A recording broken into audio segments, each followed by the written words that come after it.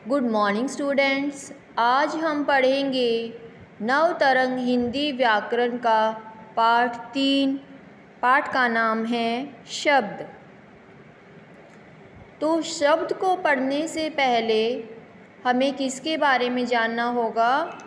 वर्णों के बारे में, क्योंकि वर्ण जो हैं भाषा की सबसे छोटी इकाई हैं। अगर वर्ण नहीं होंगे तो शब्द भी नहीं बन पाएगा। जैसे देखिए, हम लिख रहे हैं शब्द आज। तो आज जो शब्द मैंने बनाया है उसके लिए मुझे किसकी ज़रूरत पड़ी? आ की और जय की। तो ये आ और जय क्या हैं? ये वर्ण हैं। तो वर्णों के मेल से क्या बने हैं? शब्द। वर्ण भाषा की सबसे छोटी इकाई हैं और वर्णों के मेल से क्या बनते हैं? शब्द बनते हैं। चित्र में दिया हुआ है सूरज, से प्लस उ प्लस रे प्लस जय। तो इन वर्णों से मिलके क्या बना? सूरज बना।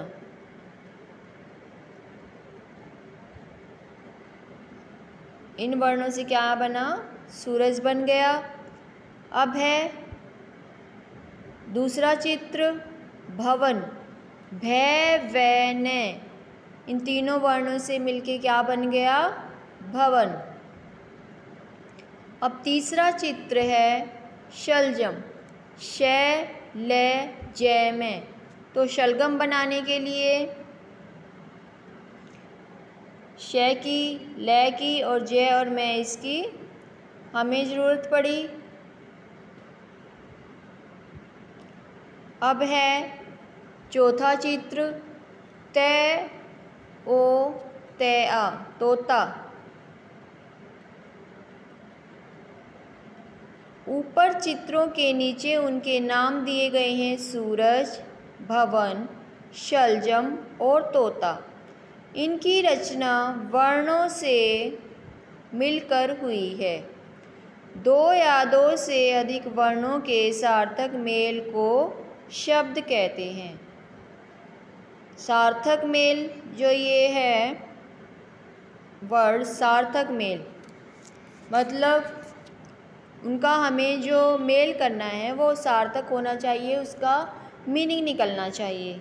देखिए जैसे न मैं के, नमक है, एक कोई शब्द ले लो।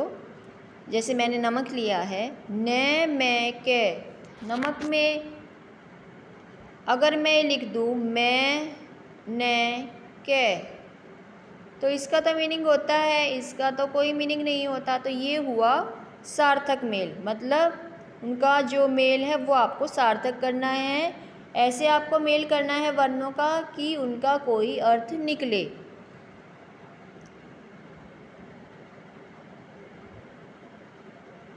शब्द बनाने के लिए वर्णों का सार्थक मेल करना आवश्यक है।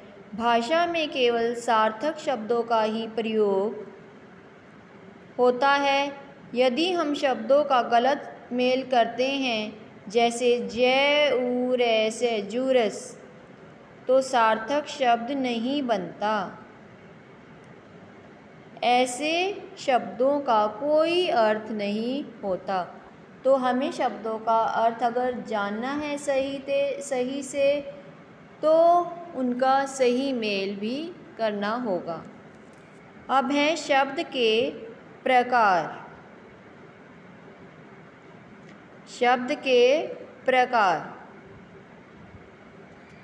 अर्थ के आधार पर शब्द दो प्रकार के होते हैं।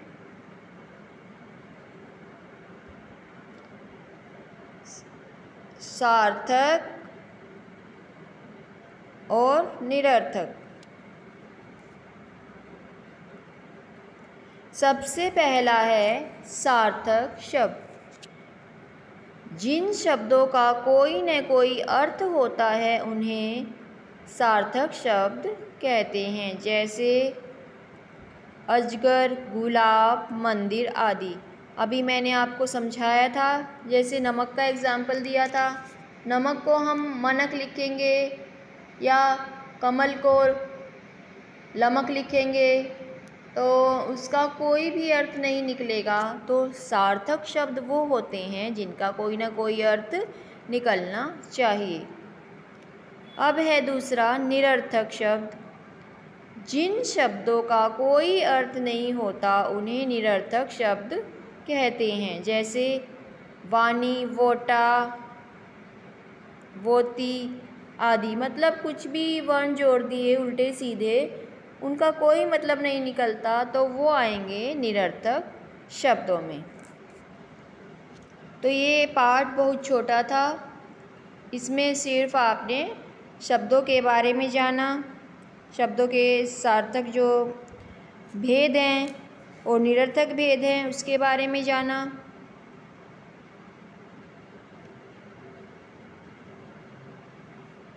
तो ये हमारा पार्ट इतना ही था, ये कंप्लीट हो गया। इसकी जो असाइनमेंट है एक्सरसाइज की, वो मैं कल आपको समझाऊंगी, फिर आपके पास सेंड करूंगी। Okay, thanks.